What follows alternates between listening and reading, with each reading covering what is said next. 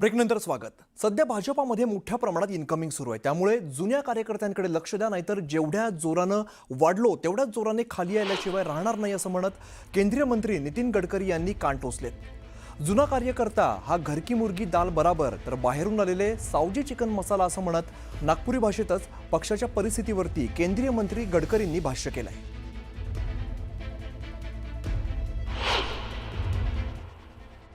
कारण असा आहे की चांगला माणूस असतो घर की मुर्गी डाल बराबर।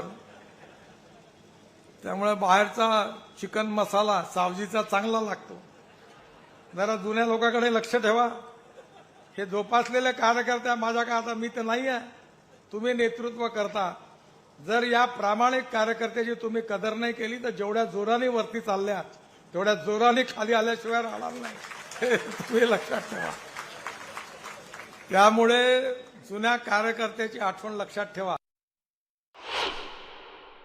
जे कालपर्यंत हाफ चड्डीवर संघाच्या घाणेरड्या शब्दात टीका करत होते, आज ती संघाच्या चड्ड्या घालून संचलनात सामील होताना जेव्हा पाहतो तेव्हा लोक हसतात, लोकांना गंमत वाटते, लोक त्याचा मजा घेतात।